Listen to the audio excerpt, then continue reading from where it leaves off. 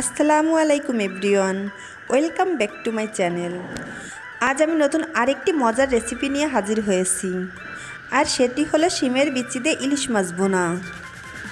শিমের বিচি তো খেতে এমনিতেই ভীষণ মজার, আর সাথে যদি ইলিশ মাছ যুক্ত হয় তাহলে তো আর কথাই নেই।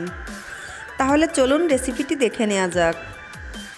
এজন্য আমি বড় সাইজের 5 পিস ইলিশ মাছ নিয়েছি, সাথে নিয়েছি 1 কাপ পরিমাণ শিমের বিচি।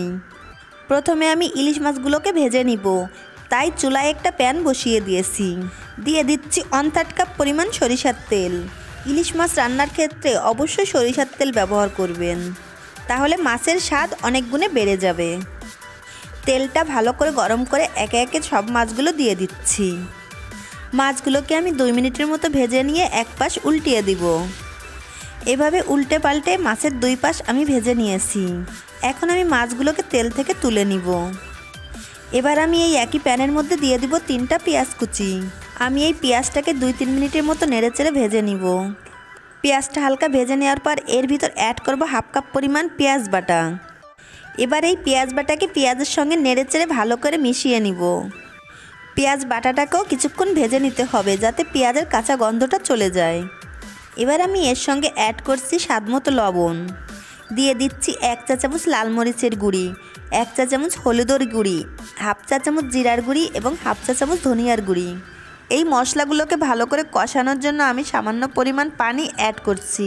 এখন মশলাগুলোকে আমি 5 মিনিটের মতো নেড়েচেড়ে কষিয়ে নিব। কষানো শেষে মশলার উপর দিয়ে যখন তেলটা ভেসে উঠবে তখন দিয়ে দিব শিমের বিচি। বিচিগুলোকে মশলার সঙ্গে ভালো করে নেড়েচেড়ে মিশিয়ে নিচ্ছি। এবার দিয়ে দিচ্ছি 2 টেবিল চামচ পরিমাণ টমেটো পেস্ট। এবার দিয়ে দিচ্ছি 1 চা চামচ আদা পেস্ট এবং 1 চা চামচ রসুন পেস্ট। এবার আমি সকল মশলা একসঙ্গে নেড়েচেড়ে কষিয়ে নিব। আমি এই শিমের বিচিকে মশলার সঙ্গে খুব ভালোভাবে কষিয়ে নিব।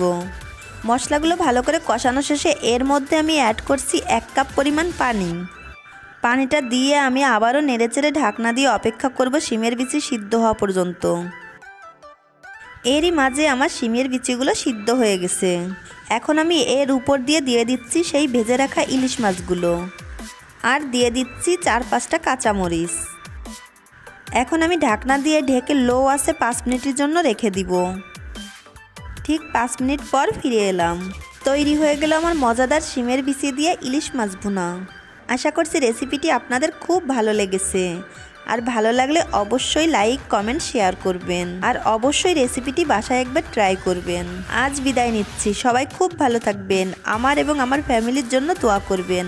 আল্লাহ হাফেজ।